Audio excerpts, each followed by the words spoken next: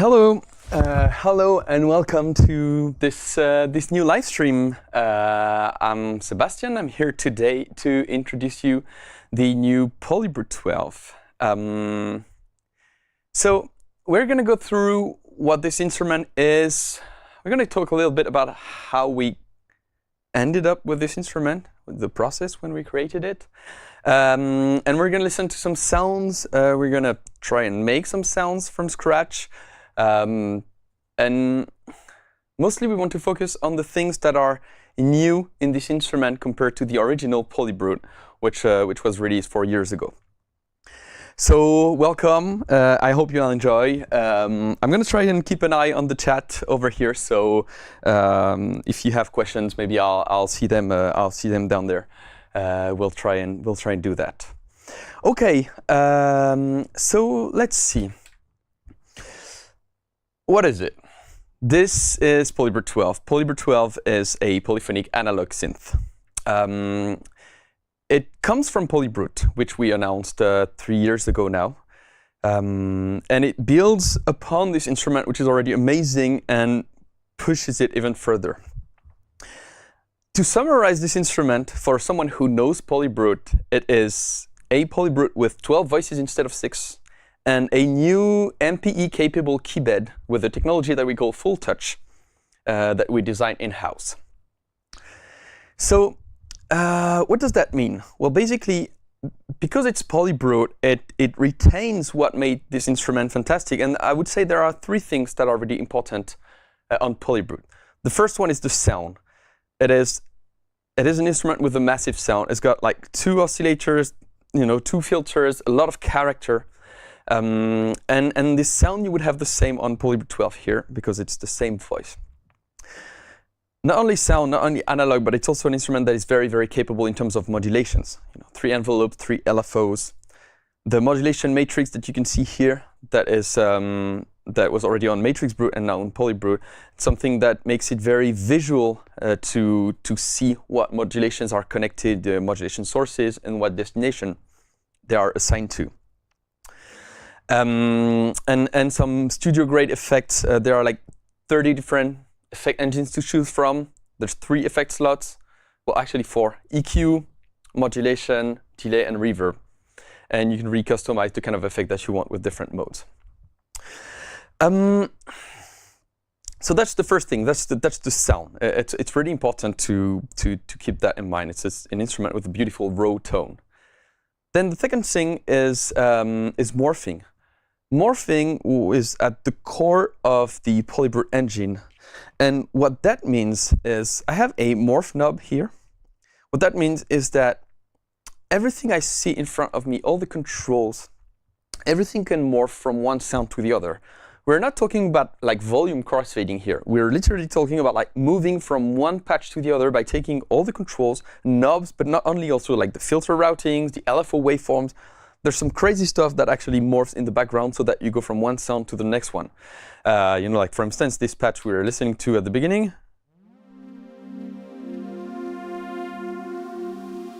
Morphs, then you get like this high pass sound. Then go into something a lot more muffled.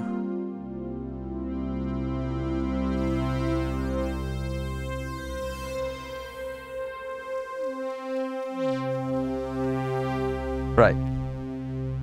So that's morphing. The third thing that is really at the core of PolyBrute and still available here as a consequence is expressivity. When we designed PolyBrute, we wanted to have an instrument with as much expressivity as we could. So for instance, we're talking about morphing right now. This controller here called Morphe is an XY touch sensitive controller with like pressure sensing. Like for instance, on this patch, it adds some noise as I press down, and otherwise I can navigate from one sound to the other. But I have like a full spectrum of sound I can cover by navigating on the XY controller.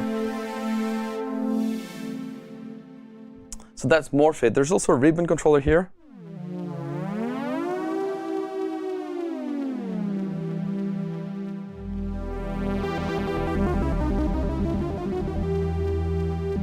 A ribbon controller, like right here, it's assigned to pitch, but you can assign it to anything through the modulation matrix. And so yeah, that's the expressivity of PolyBrute. Now, PolyBrute 12 takes all of these and just pushes it more. Well, first, through the number of voices. There's now 12 voices. Well, what does that mean? Well, first, 12 voices means we had to make the instrument bigger. Like 12 voices means that we had to make it taller. The way it's laid out is you have like 6 voice cards inside. And it used to be just 1 line of voice cards, and now you have 2 lines. So we had to make the instrument taller. So that's one thing. Now we also had to analog voices generate a lot of heat, and we had to get that heat out of the instrument.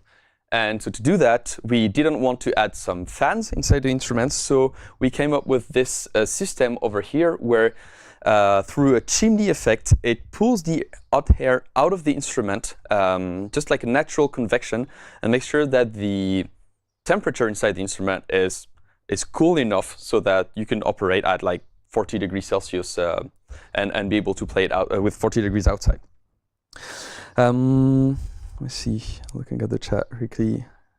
Hello everyone, hello Kosh, hello y'all. Nice to see you all.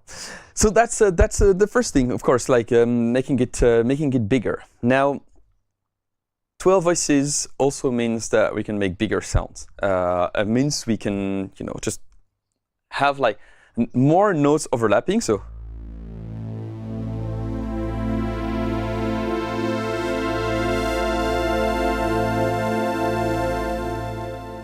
That's with the sustain pedal. This kind of sounds you wouldn't be able to get with PolyBrute 6. 6 voices does not give you this breadth of sound. So it can be used, with the sustain pedal, or when you have long decays. In a way, the voice stealing is not as noticeable. 12 voices is enough that you don't feel it as much.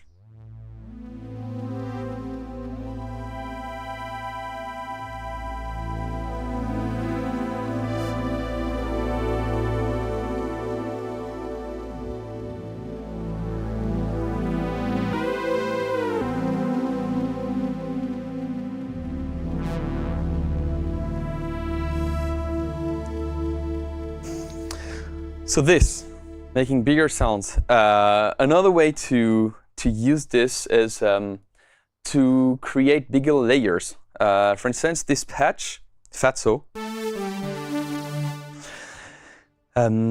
is a layer patch. It uses 2 voices. So as a consequence, you have 6 voices in the end, but each one, well, you can play 6 notes, but each one is going to trigger 2 voices. And it's going to, stack the 2 voices together at the layer. So I'm using the way to handle layers is through the morph knob.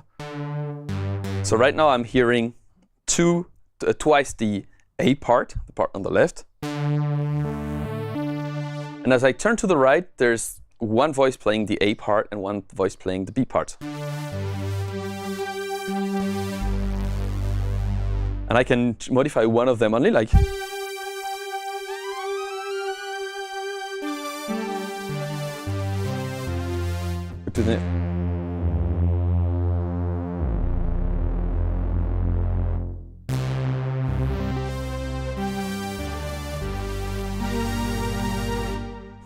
So that's the sound you get from 2 voices. 2 voices of PolyBrute playing together. Now, another great way to use more voices is for bigger unisons. If I use this control here, I can switch between polyphonic, monophonic, and unison. Just switch to unison.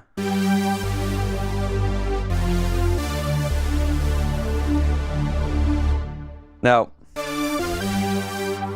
since this is a layer patch, anything I move on the front panel is only going to affect one of the parts.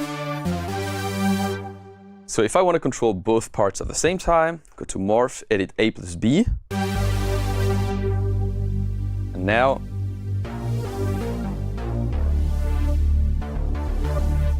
we still have some bright sound because it's 2 filters at the same time. Steiner filter playing some high pass and the ladder in low pass. And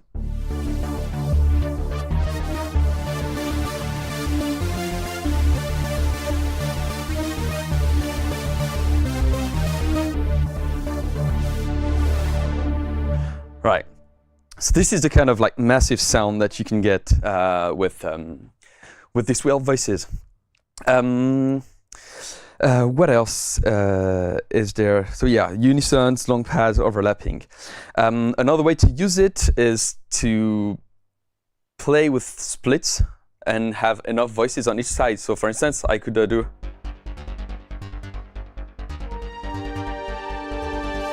and have enough voices here for my bass line, and also be able to play multiple notes.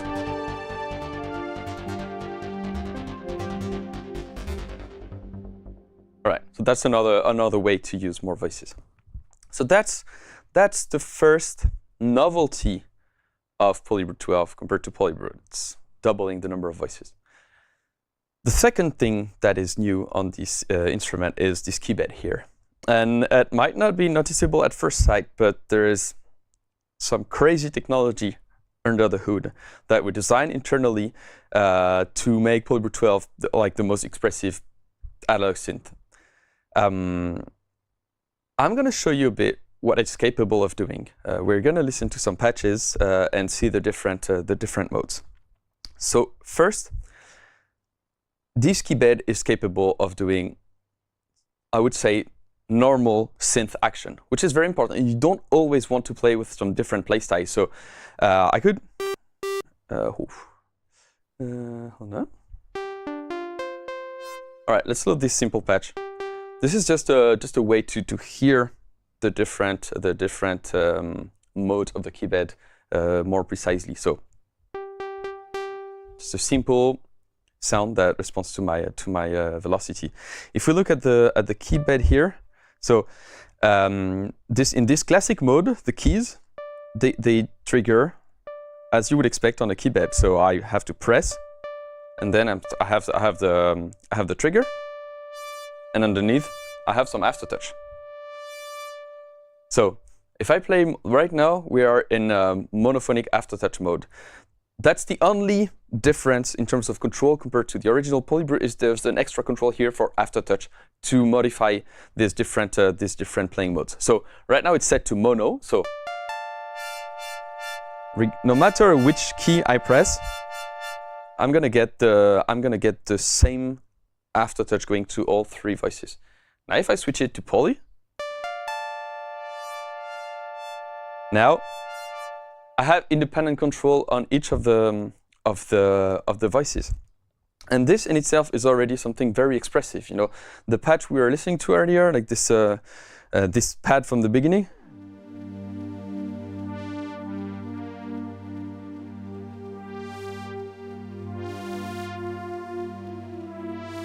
You know, with polyphonic aftertouch, you can choose to emphasize some of the notes. So.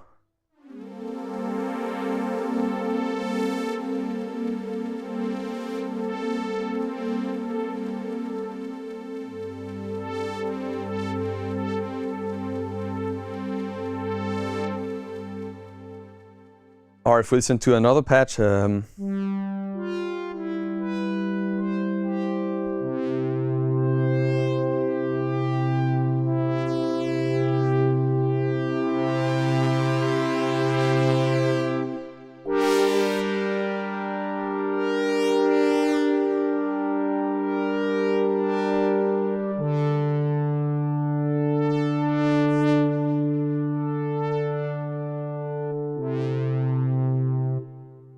immediate like CEST vibes. Polyphonic aftertouch is great as those evolving pads where you give motion to each of the notes. It's very, very powerful for that. It's not limited to that though. You know, things like this. You know, this is more like PolyBrute vibe where you have something kind of in between some basic tones and something a bit more unusual. Like using modulations, cycling modulation envelope to get this plucky sound. And then as I press, it closes down the filter.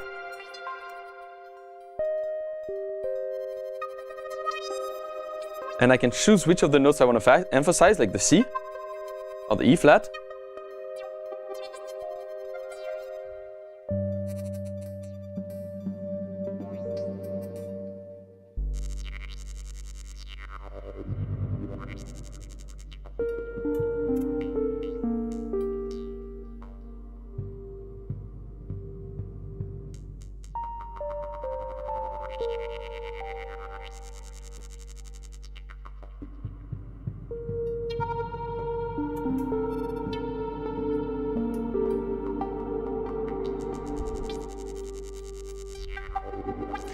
So in this patch, for instance, you could hear the filter movement, which is per port for each of the note that I play, and then it also sends into the reverb. It also increased the reverb level here. So because the effects are, well, it's monophonic, it's after the voices are mixed, this effect is not per voice. So everything on the left side, including the matrix, will do polyphonic motion, and then on the effect, it's monophonic.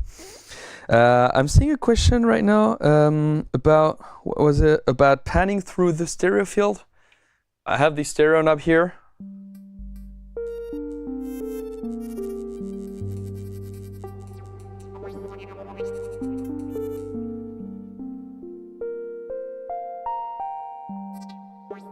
Right, so yes, definitely. Either through this control that does just automatic voice spreading in the stereo field, or through the modulation matrix, you can assign to the panning either of the entire voice or of the separate filters, right? You can do you can have the filters in parallel, and you can pan them left and right, for instance.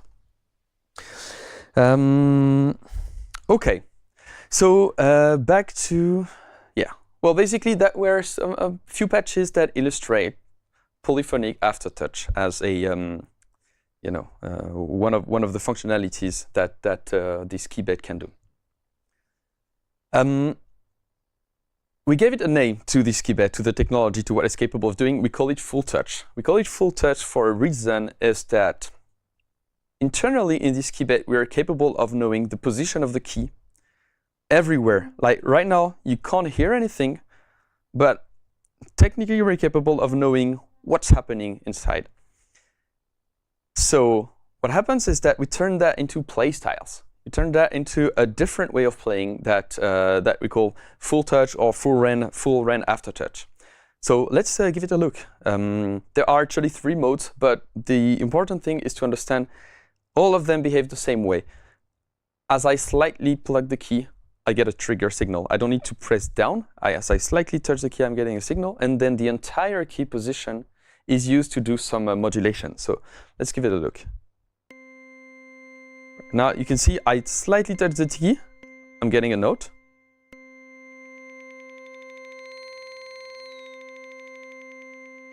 And then there's this little motion happening on the rest of the key. So very easy to play just by tapping the keys. And this is FullTouch. This is this new way of playing where triggering the voice is not, you don't need to press the keys like almost 2/3 of the range and then get something. It's right at the beginning, you already have some motion, and then you have the entire key to do things. And we're going to go through what we can do with it, but what's important is that you play differently, All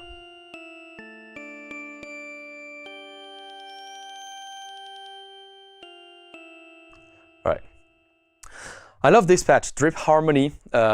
It's a great example of what can be done with this FullTouch mode. It controls some LFO motion with the rate of the LFO and the amplitude.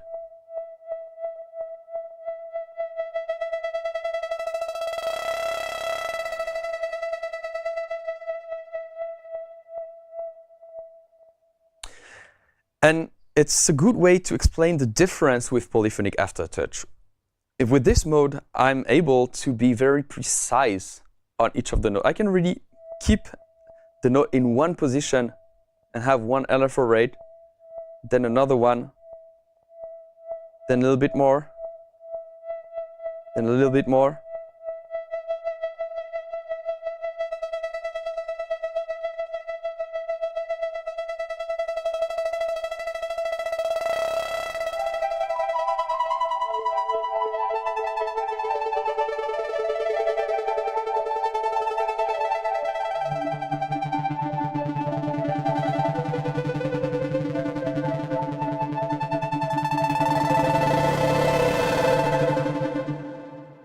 This level of precision is insane. Like really, it's not comparable to polyphonic aftertouch. With polyphonic aftertouch, it's great to do motions like opening and closing a filter, doing wave-like sounds. Here, you can do static sounds. You you can really hold something.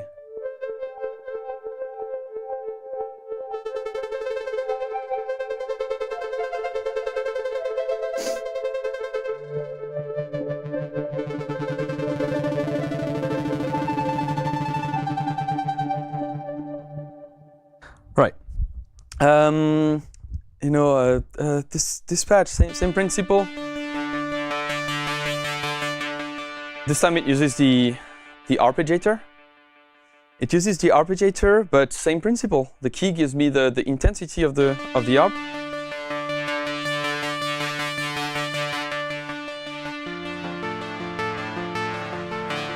And I can really choose which of the note I emphasize.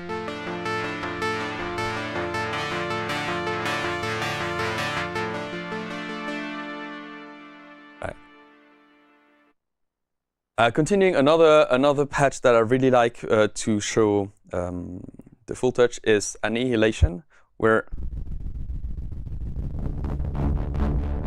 it goes from something that is very atonal, very noisy, and turns it into something that is more controlled.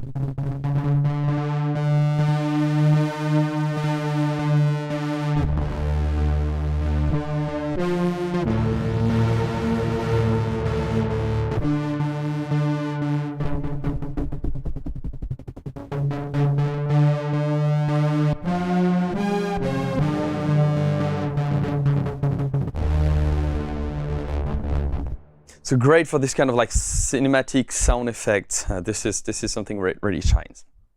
Okay, so I hope you get the idea. On each of these I trigger right at the top of the key, full key span to do something.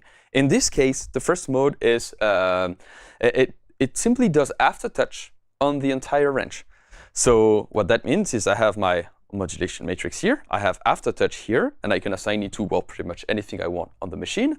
And as I press the key, it does aftertouch. Now, let's go through the other modes. So to go through the other modes, you can see here I can navigate with this button. There's 3 LEDs, and the third one is Alt. And it revealed alternative aftertouch modes. So the first one that we were playing with, FullTouch AT, so we play aftertouch on the entire range. The second mode is called AT and Z, and in a way, what it does is it splits the key in 3 stages. The first one is triggering the key at the top. Then we have aftertouch, and at the bottom we have another modulation signal that we can play in the matrix. It happens to be called Z because it's the same column as this this pressure sensor here, but it becomes polyphonic. Let's listen to some patches that were done with this. I like this patch that I really like is so you can really hear triggering right at the start, and then as I press, it increases resonance to the point where it starts to self-oscillate.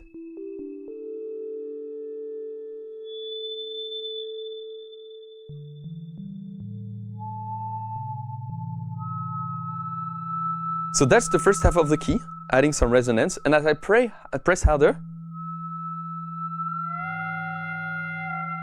I'm getting something else. So in this case, I think it's frequency modulation on the filter.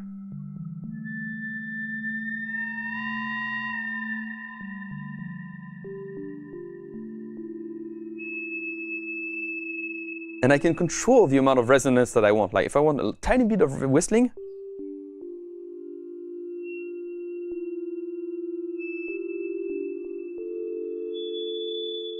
and then can give it more motion. The way we came up with this mode was that, you know, often we wanted to have something that was more like, okay, opening the sound as the first motion as I press the key, and then, you know, at the bottom of the key have something else happening that is more dramatic, more dynamic. You can really feel the separation between the 2 zones. Well, it's not going to be obvious on camera, but please go check out PolyBrute in one of your local stores. Basically, as you press here, I can feel something like that's stopping my finger. And then I'm into that second zone where I'm modifying the second parameter. It's actually a metallic spring that we hit, and then it tilts as we press the key. Let's listen to a few patches that are done with this mode. Like this one, also a kind of like big cinematic bass line. So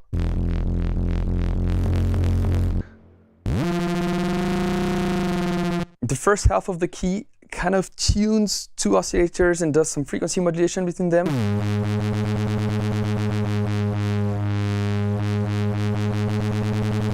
And then as I press harder, I get distortion and some.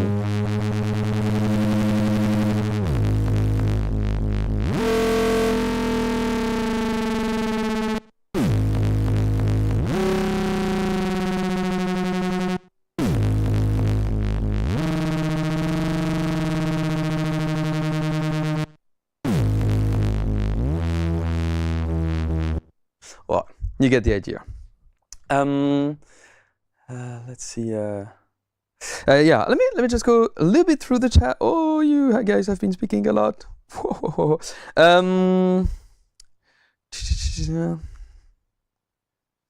I see Coach is replying to a lot of you. Thank you. I'm trying to look if there's a question that is not replied yet. I don't know, Morgan, maybe if you can share me the list of questions as well, so I have a more summarized view on the site, please. Give me a second. All right. And sorry about that. Let's go back to this FullTouch plus Z mode. This patch, Sync G, is actually an old patch from PolyBrute 6. Because the patches are compatible. Patches from PolyBrute 6 are available in PolyBrute 12. But we just set it to this like 3-phase full range touch mode because it sounded great. Normally it's a patch like this, where the aftertouch does this kind of like hard sync.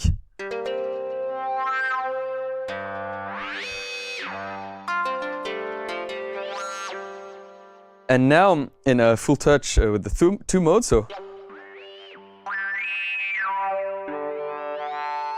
I get my full key control for the hard sync. And then at the bottom it does like some FM.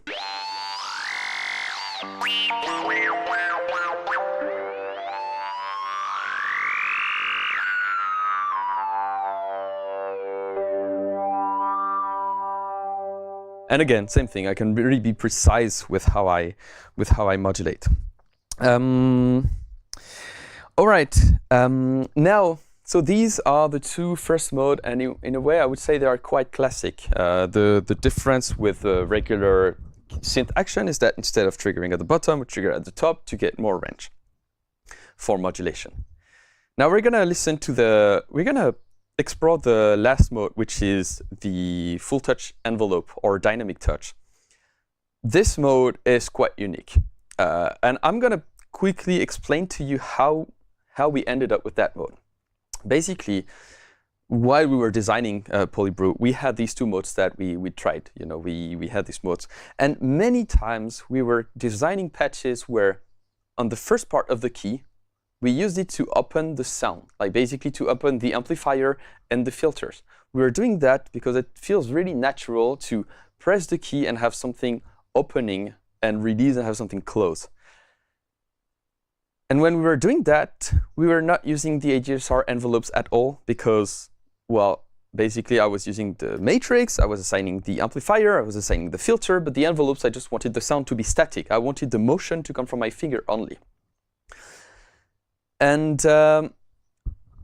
it, like repeating this process over and over again, we realized that actually what we wanted was to have the envelopes respond to the finger. We wanted to use these controls because they are already hardwired to the amplifier and to the filter. We wanted to have these directly connected to the finger.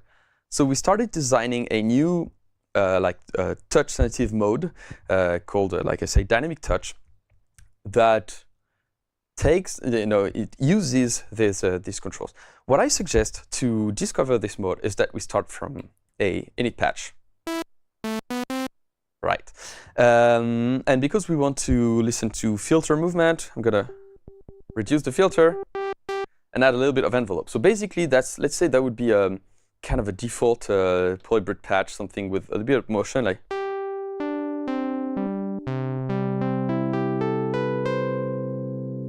Right. So we're going to take that, which is just an init patch, reducing the cutoff, adding a little bit of envelope amount. And now we're going to switch it to the aftertouch mode, FullTouch envelope. Let's listen to a sound. Now, same thing. The key is triggered at the top. But the motion is not controlled by the modulation matrix anymore. It's directly the filter envelope amount that are here. The matrix is empty. Well, there's one control. There's one default assigned from ribbon to pitch, which is here on the init patch. But besides that, all the motion that I have is directly with the front panel using this FullTouch envelope mode. So here I can control how much I want my finger position to affect the filter. Tune a lot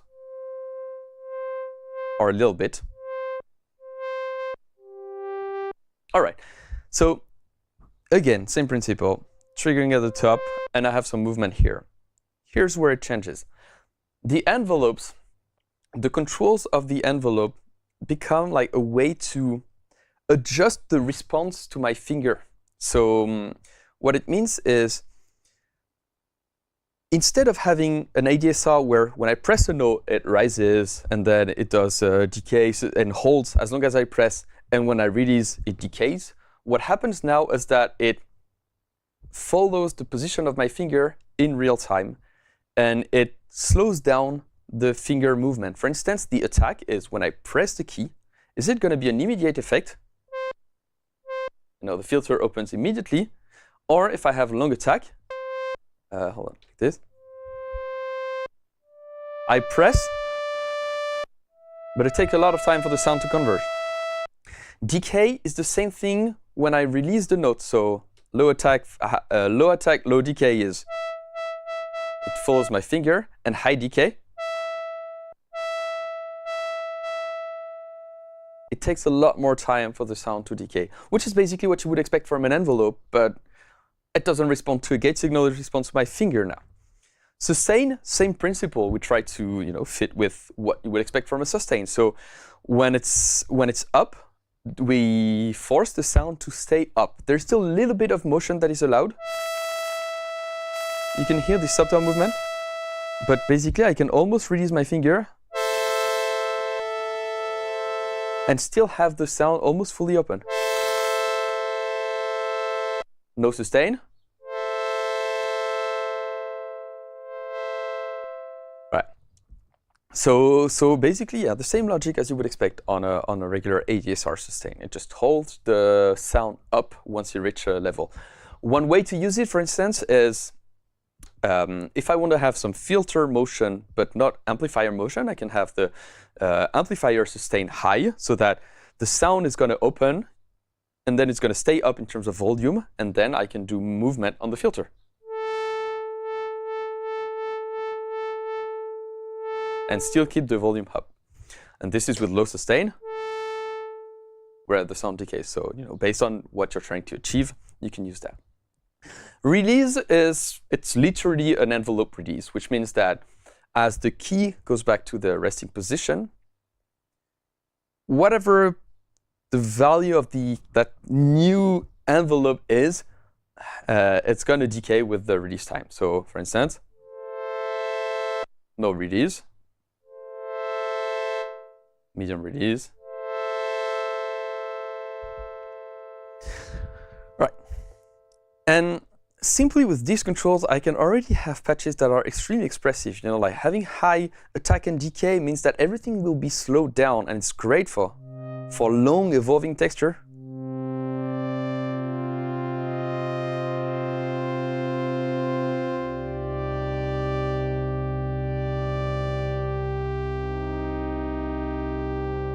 Let's add another oscillator. Just give it a...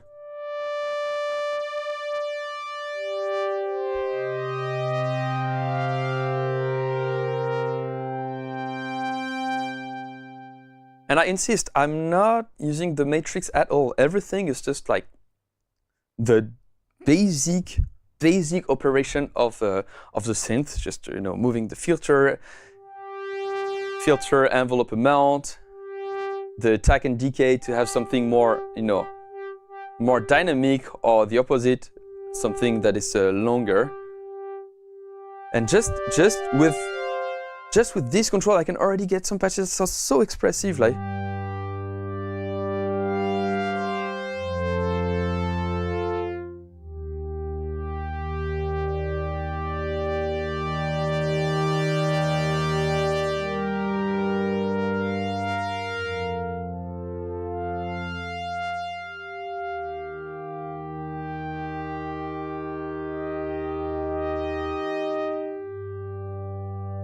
Now let's add a little bit of reverb just to cheat a bit.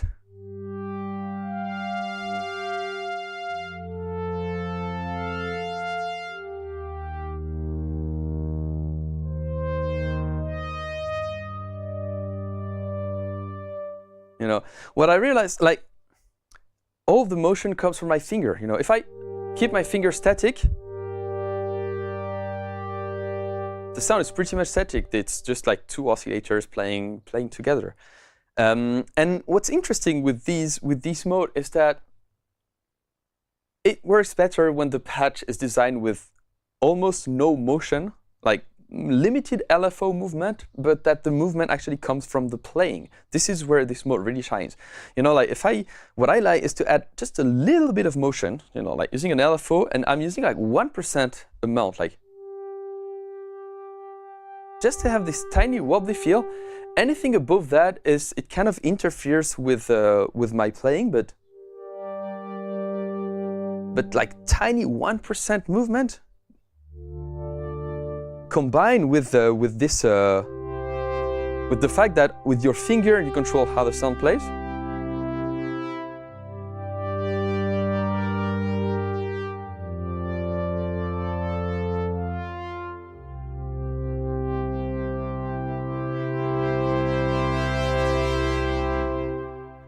Or for instance, I could have more movement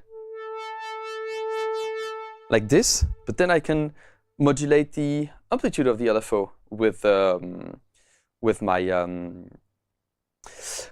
my finger. So if I want to modulate with my finger, I'm using the filter envelope, because this aftertouch signal is the envelope, and now I control the amplifier of the LFO. So no motion, and as I press harder, I'm getting more motion. So.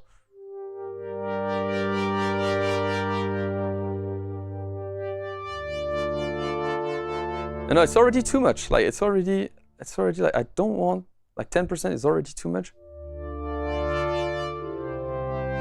Because what I want is my finger to do the motion. I want to do it.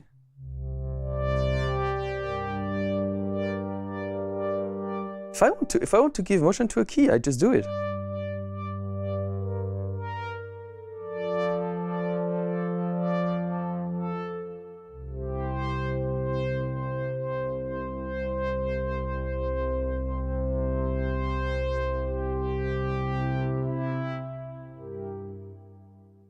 Right. So we cover the attack, decay, sustain, and release behaviors, and it's for the filter and the VCA envelope. You have both independent. You don't really need this level of detail, but they're here, so we use them basically. And there are situations where it's interesting to have limited or like very slow movement on the filter and quick movement on the VCA, for instance, or the opposite. Now let's talk about the velocity slider, which, in my opinion, is really the most interesting part of this mode.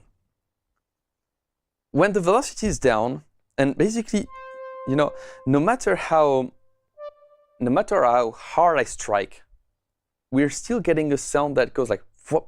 There's still some attack, because, well, a finger movement is never as quick as like a 1 millisecond or sub 1 millisecond envelopes. So we wanted to have something that dynamically responds to the playing, so that when I play sharp, I have something with a high impact. And this is something we did with the velocity slider. Basically, when I raise it,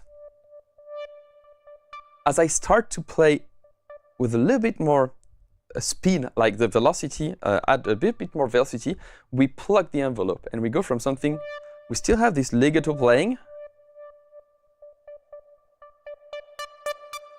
and then the more I strike the key, the more we're getting this this plucky feel.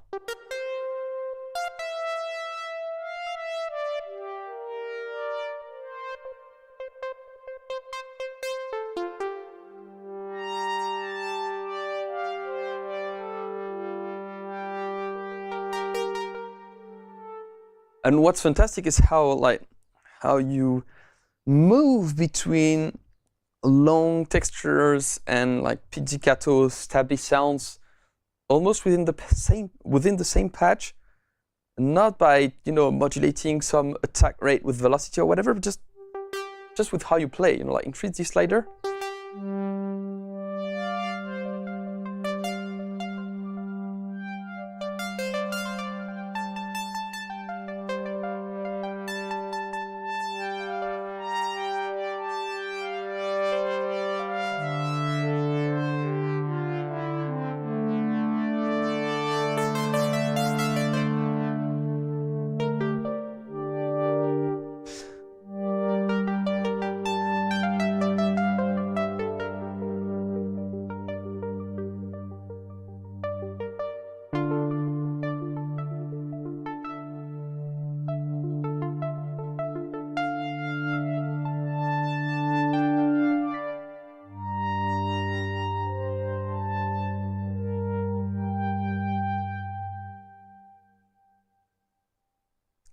I love the amount of diversity that can come from a init patch in envelope touch mode. It's incredible. Like it doesn't take much to get something that is really expressive, because you have each of your finger to actually give it some expression. Each of them has like independent, accurate control. So like this was some example doing more on a basic tone. Maybe we can listen to some patches that were designed by talented sound designers instead. Like this one, which is let me go through the questions first. Let me see if some people asked some questions. Hold on. Thank you, Hasna. Let me see. Okay. Let's see. Chat. Okay, let's go through a few questions. Okay, the pan options available in polyphonic and unison mode. Good. Same thing. Basically, in polyphonic and unison mode, you can still pan everything. You can still pan everything. We can go back to this patch we were listening to. Fatso. Set it to unison.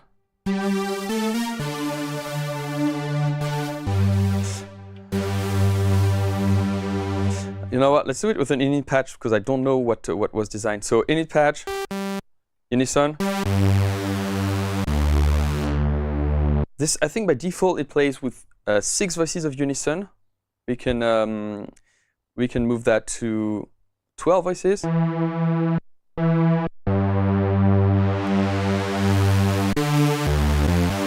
All right, so now everything is centered. And as I increase the stereo knob, some voices will be on the left. And some voices on the right. By the way, it's an opportunity to show also some of the things that can be done with PolyBrute, like unison. There's this voices page here, voices modulation here, lane here, where each of the note gets a different value. And what that lets me do, when I assign it to the pitch, for instance, it means like some notes will drift down, some notes will drift up.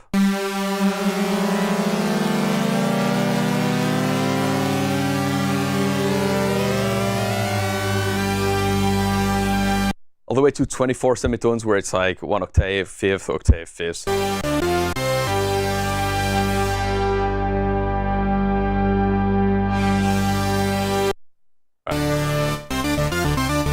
Right, this is, again, init patch, one setting, one modulation. This is the kind of sound that you can get with PolyBrute.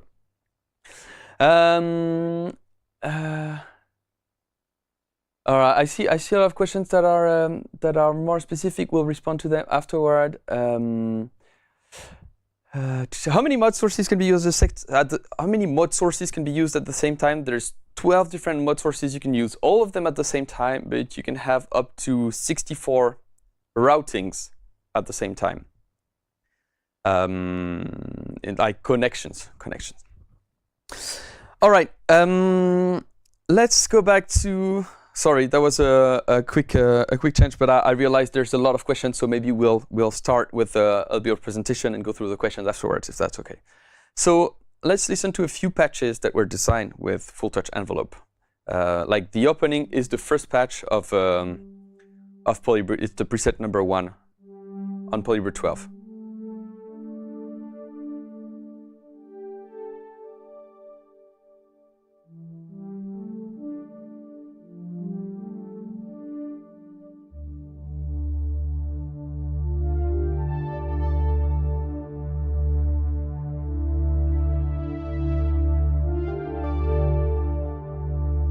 You can hear the plug starting to arise.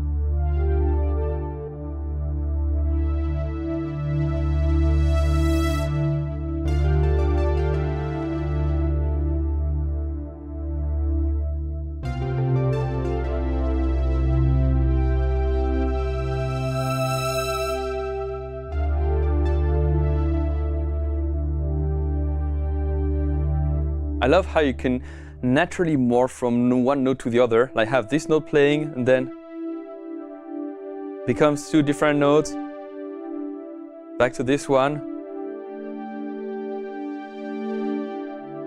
And I can really control how quickly I want these notes to morph. Like.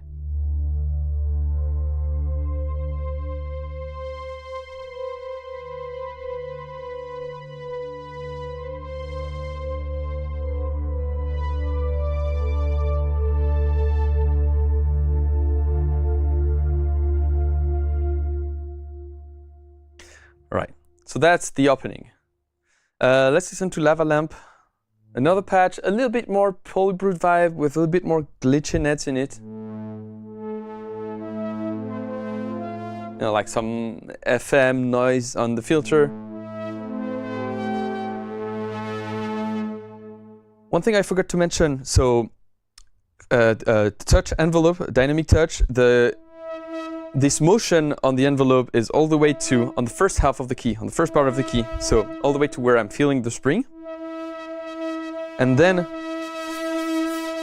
the second half is assigned in the mod matrix, and it's actually aftertouch. So you have some motion that is directly hardwired through the envelopes, and then if you want to add something else, you still can use the mod matrix.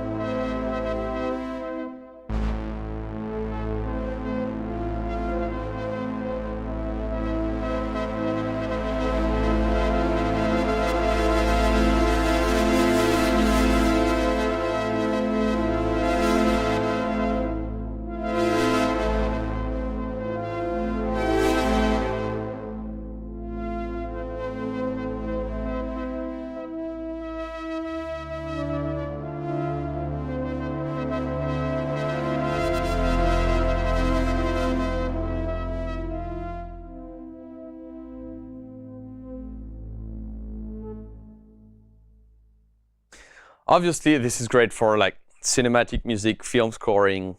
Actually, it's great for anything where you leave time for notes to evolve. You know, this is where these new playstyle really shine, because when you want to have something like a sharp bass line or like some percussive synth sound, you don't really want to have totally different tricks every time you play. You actually want something that is more deterministic. And in this case, this is not the kind of mode that I would use.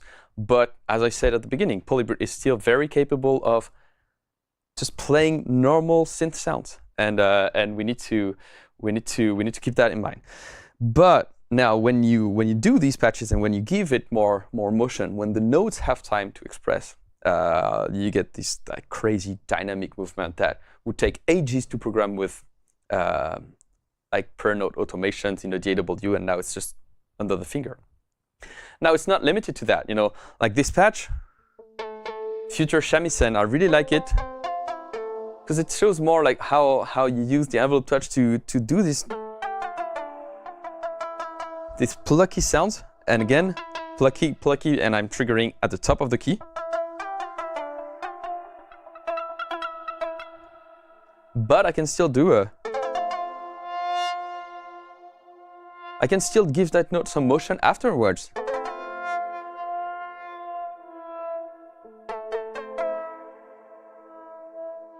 Or play with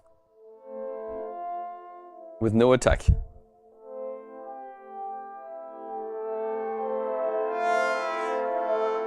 And basically just morph between the plucky key sound into something that is just more like pad or texture. And I don't need to program that. I'm just literally playing it. Let's listen to this as well. Again, more in the PolyBrute vibe, shimmer, reverb, metalizer, things like distortion. You know, more of that erratic vibe.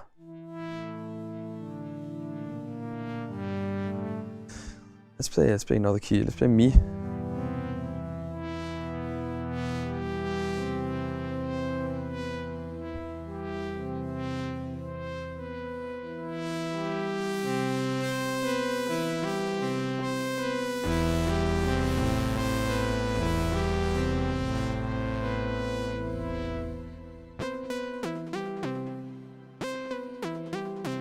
And I can still alternate between the two.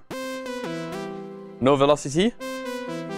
I have a soft sound every time. Just increase the velocities.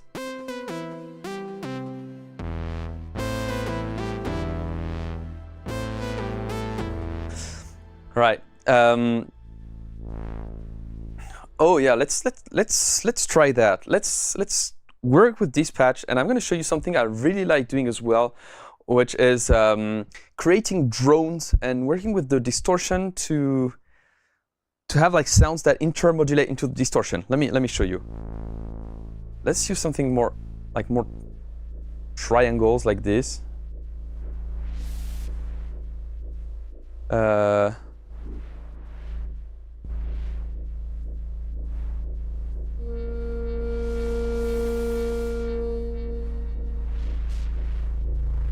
So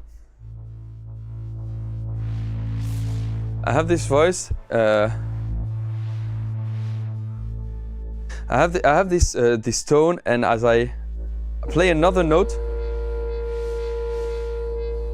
the two kind of interact together. Where's that motion coming from? Yeah, pulse width.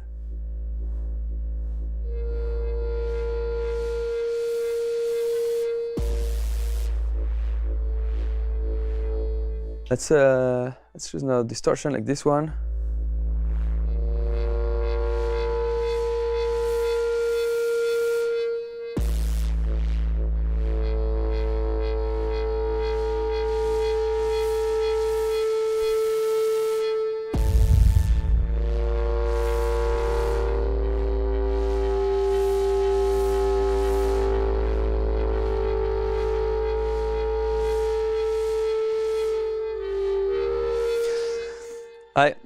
These kind of tones,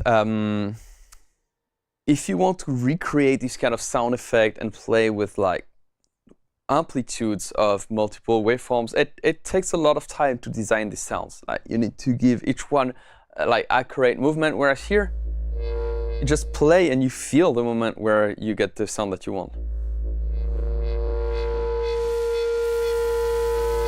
You know, that moment where it's too much distortion and it doesn't make sense anymore. Here I can control.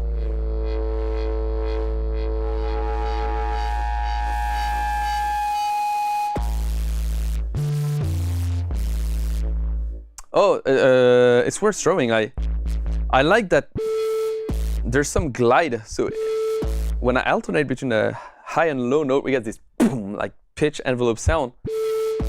But if I repeat this note, I don't have it anymore. So it's an opportunity to show like the third envelope, the modulation envelope here, is not a touch envelope. It's not this new envelope that we talked about. It is just a regular ADSR. And that means that if I want to, I control the pitch with this envelope, I can just choose mod envelope assigned to global pitch.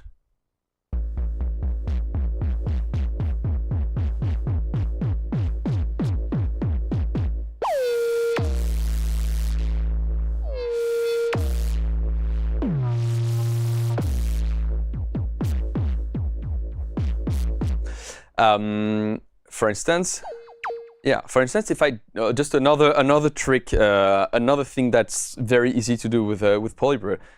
When I play subtle notes, I don't want to have this pitch effect.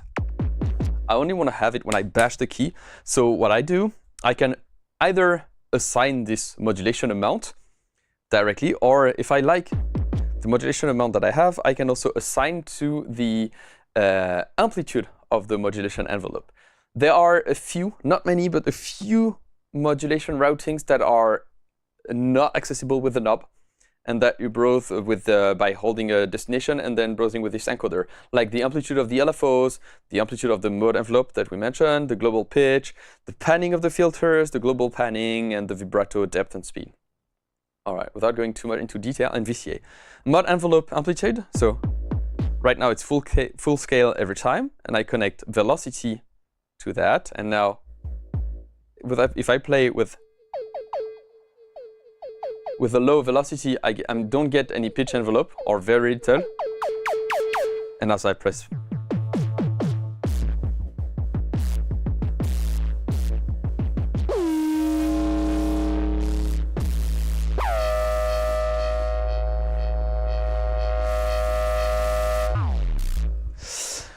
all right, enough of that.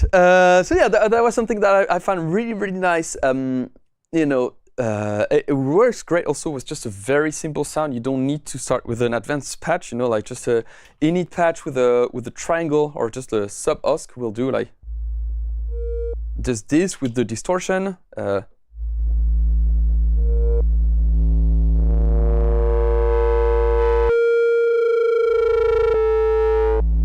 Right, and immediately you get these kind of tones.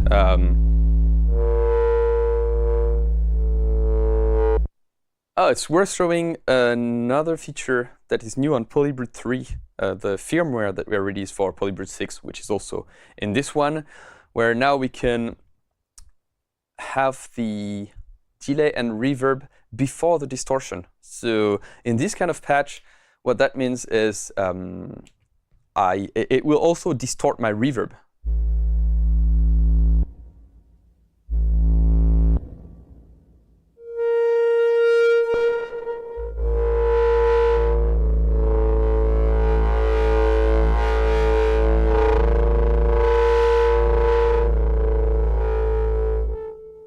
All right, again, this is just an init patch.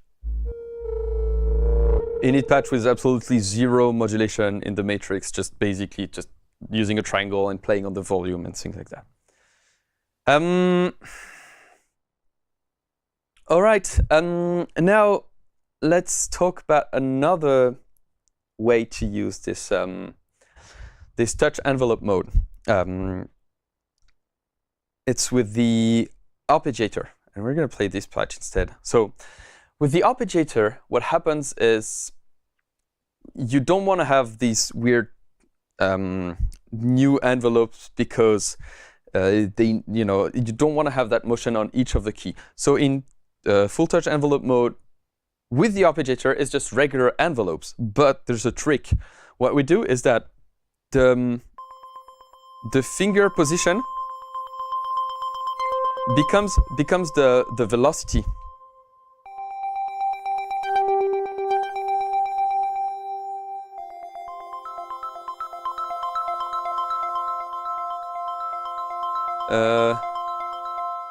Hold on. Yeah. So as I press harder, I'm getting more velocities, like on this bass line.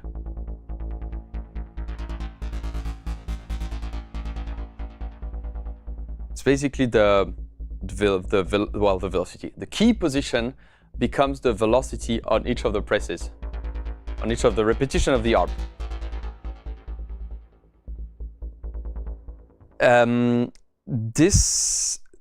This patch, for instance, doesn't really use neither an arpeggiator nor a sequencer. It uses the matrix arpeggiator, which is something that is unique to Matrix Brute, PolyBrute, and PolyBrute 12. It's kind of in between an arpeggiator and a sequencer, which means that like a sequence, you would program a set of notes and it would just play that set of notes. And an arpeggiator, you would choose an arp mode, and then it will play based on the notes that you press. In Matrix ARP, you kind of program which notes you want to play. So you have 6 notes vertically from 1 to 6, which corresponds to bottom to from bottom to top.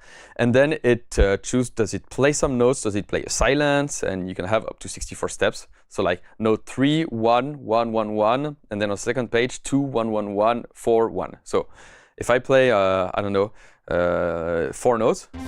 No, let's play here.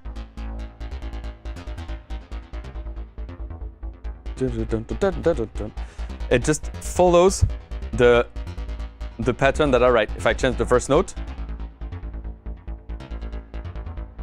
right, and each of the key still has velocity control, so I can emphasize, for instance, one of the notes like the E, or all of them, or only the fundamental, for instance,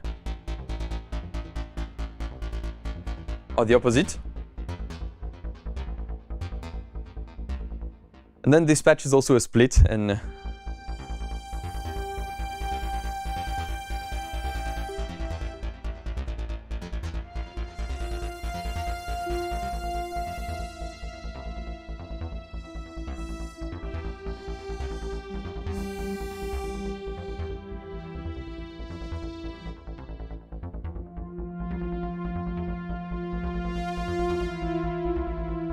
by the way, with the sustain pedal, I can hold the arpeggiator. On the FullTouch modes, if I hold the sustain pedal, it holds the aftertouch at the maximum value that I got. So right now I'm pressing the sustain pedal. I release it. Stay with the. It holds the values. If I press more and release, we get to the. It just holds at the maximum that I reach. I can't. It doesn't let aftertouch go down.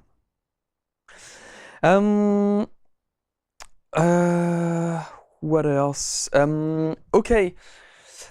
So that's about it for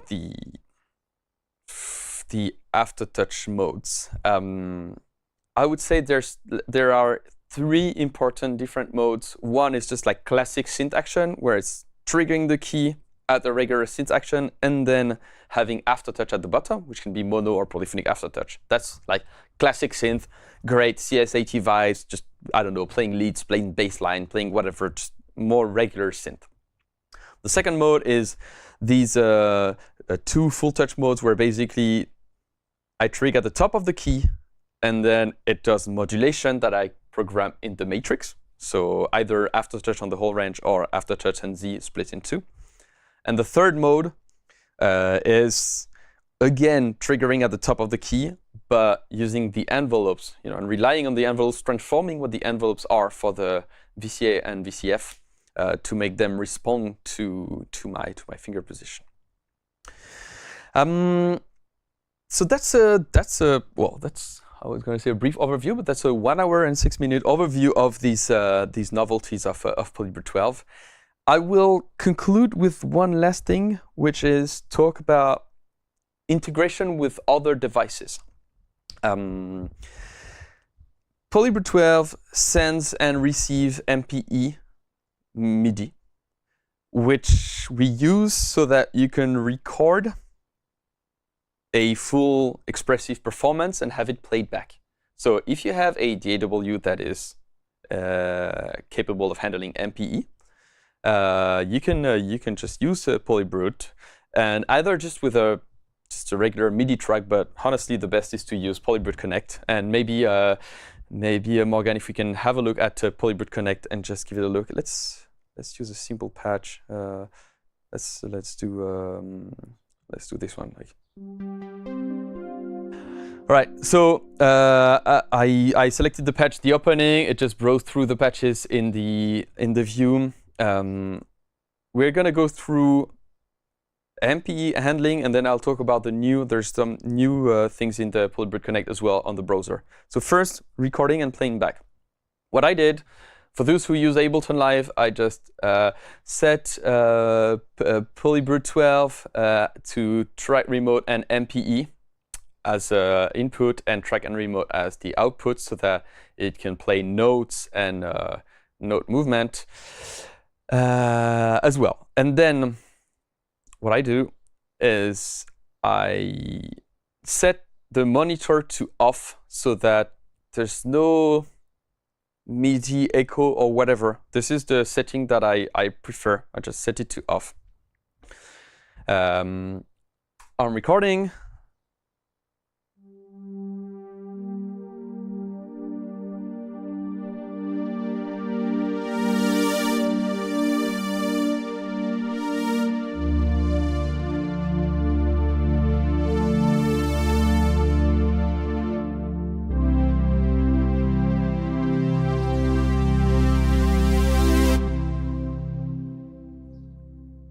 press stop.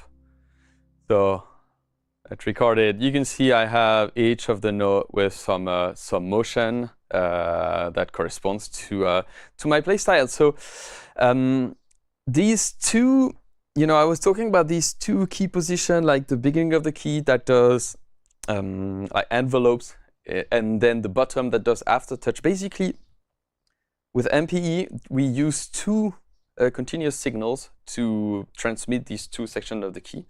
We use pressure, channel pressure, for everything happening at the beginning of the key, all the way to where I'm feeling the stop. And we use the slide, which is CC74, the slide channel for the end. So this is why when you look at the motion, because it's continuous, it uses two signals, but it's one continuous movement. We basically, as I press, it goes into the next one, which starts from 0, and then adds some movement, for like this note, for instance. Let's select it, or no, this one, where I have some aftertouch movement, and then up some slide, and then back to aftertouch, back to slide in one continuous movement. And if we play back this performance,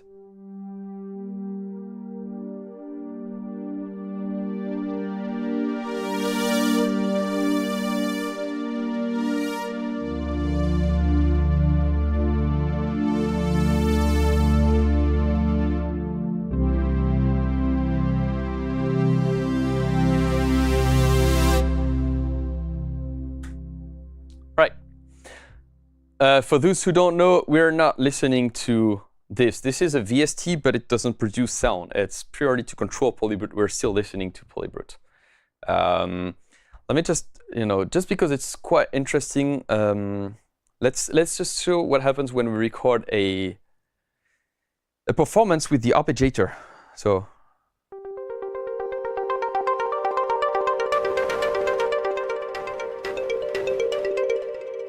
I'm going to make it short.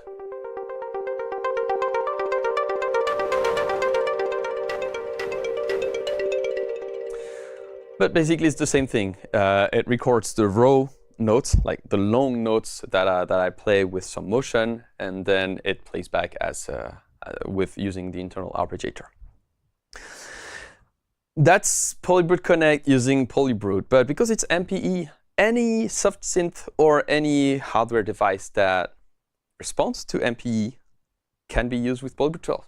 Basically, you can like for instance, pigments is MPE capable, and you can use PolyBrute 12 to control pigments and have some some movement on the aftertouch and on the slide, which for instance on pigments is controlling macro 1, and you can do more expressive patches, but not tied to a analog polysynth. Analog polysynth can already do a lot, and it works great with this expressivity, but in software territory, once you start talking about like granular physical modeling or just pretty much any kind of patch wavetables, you can also benefit a lot from this extra expressivity. And a quick word about PolyBrute 6, which is also capable of receiving MPE now. It cannot send it because it doesn't have this new keybed. Sorry about that. But it can receive MPE, and if you're lucky to have a PolyBrute 12 and a PolyBrute 6 or any other MPE controller or a DAW that is capable of handling MPE, you will be able to write performances and have them played back by PolyBrute 6 with individual motion for each of the key for aftertouch, the Z, and the pitch bend, polyphonic pitch bend. And I wanted to show you the browser briefly.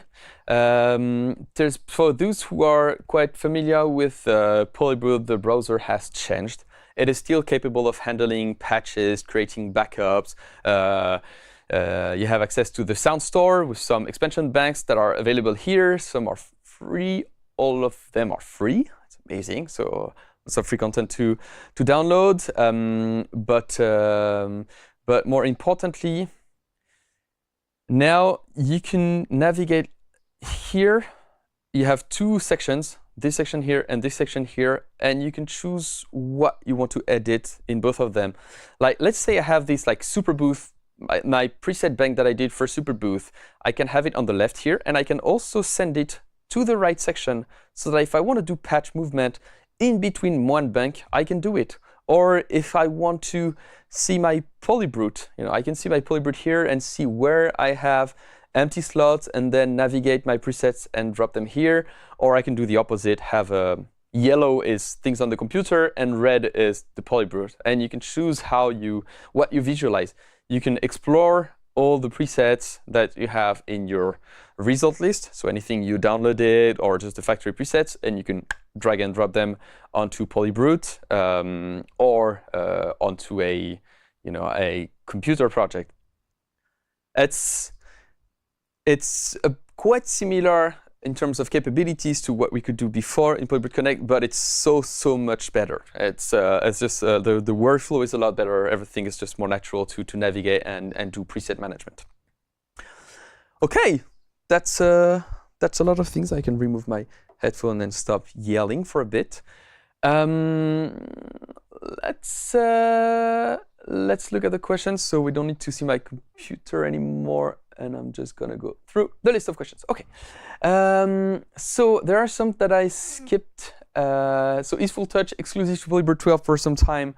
Yes, basically right now the only instrument that uses this keybed is PolyBrute 12. So there was a question, could we know if the PB6 can be configured to work with the Osmose? So the answer, I mentioned it, is yes. Connect Osmose to PolyBrute, and you'll be able to use the capabilities of Osmose with PolyBrute.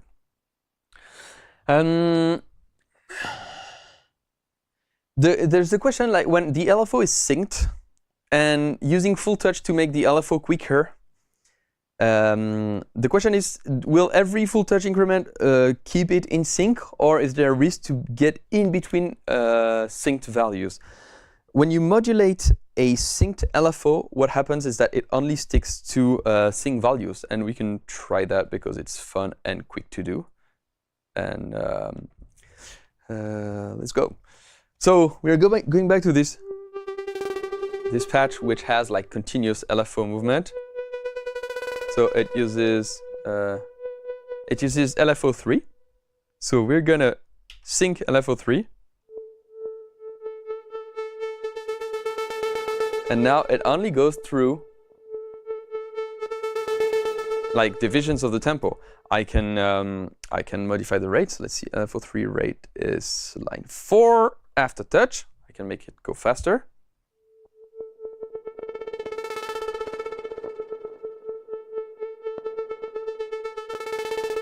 But it will stay in sync, basically. Yes, it will keep the sync values. There's a question, does FullTouch ever drift? Will this feature need tuning from time to time? Great question. No, it won't drift. And this is, you have no idea the amount of technical challenges that go into making a keybed like this, but it doesn't matter to you. The challenges were, one of the main challenges was making sure it's going to work for many, many, many years, you know, that the FullTouch will not drift. And to do that, we need to make sure that things are very perfectly aligned and that things, you know, just will work smoothly in the future. So no, there is no need to calibrate. There is some internal recalibration to just so that it adapts to the outside temperature and just make sure it works in all conditions. But this is transparent for the user, and you don't need to do anything. So there's a question saying you could technically have a patch that can do a pad or a plug depending on how you attack the key. Definitely, that's really the purpose. Well, I mean, it's one of the beauties of the envelope touch. It's you don't need to choose. You decide how you play. Like for instance, if we go, let's filter through the keys and just listen to some keys patches at random, and I'm working. I don't know what's going to happen, but we'll see. Plucky sound. Set it to FullTouch envelope.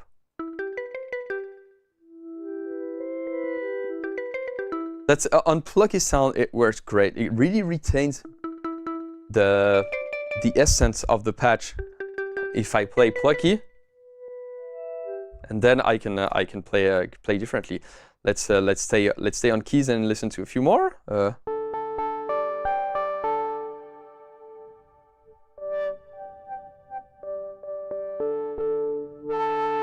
On this patch, for instance, it doesn't work well. I think it's based on how the mod matrix is programmed. But let's go through a few more, like this. We listened to this patch already. What's the name of that patch? Let's see.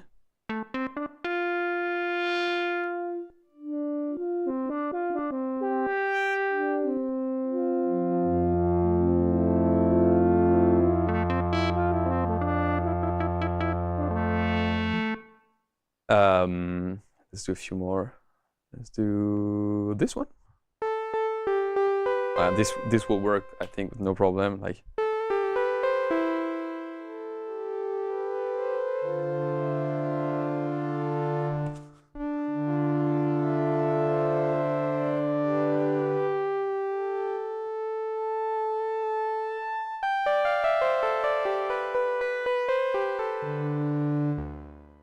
Right. Will the expressivity options of PB12 be brought to a MIDI controller? Great question. Keep asking for it, and maybe we'll do it. You know, I've seen this question a lot. It was asked a lot also at Super Booth. I'm curious what you would like to do with it. What do you imagine? What kind of sounds do you want to control with that MIDI controller? But maybe. Not yet. I mean, don't expect it soon. Any chance of getting PB12 knobs from my PB6? I don't think so. We don't sell knobs as spare parts, and I don't think it would be available. So there's a question: can the A/B morphing be done per voice by assigning the morphing parameter to FullTouch? I'm not sure if I saw any demos of that. The answer is yes, but let's see if I can find something where we can really hear it.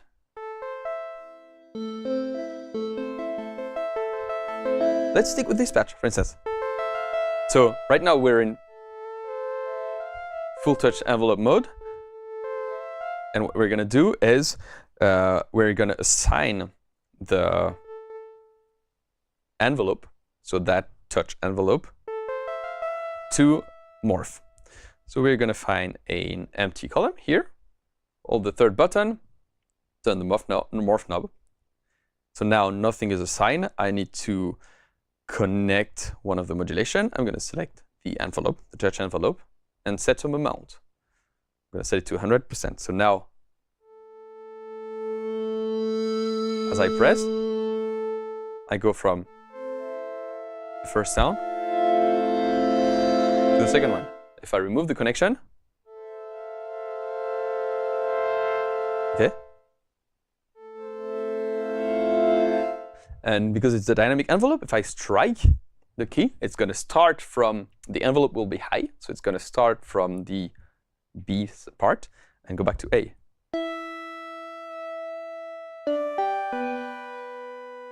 Let's remove the connection to hear what happens without.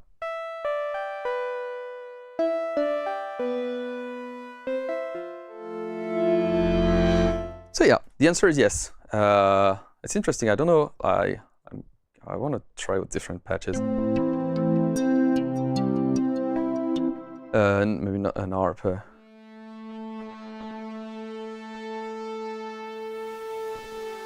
Yeah, this is not dramatic enough. Yeah, this is too subtle as well. I mean, it would work, but it's just... All right, let's try with that. Let's try with the baseline. So, same thing, assign to morph. And then set it to full touch.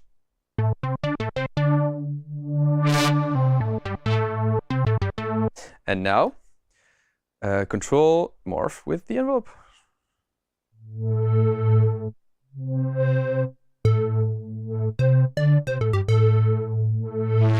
So right now, if I play hard, the envelope is high, so it goes to B. If we want to do the opposite, we just turn the morph knob all the way to B and set a negative amount so that it will start from A and go down to B.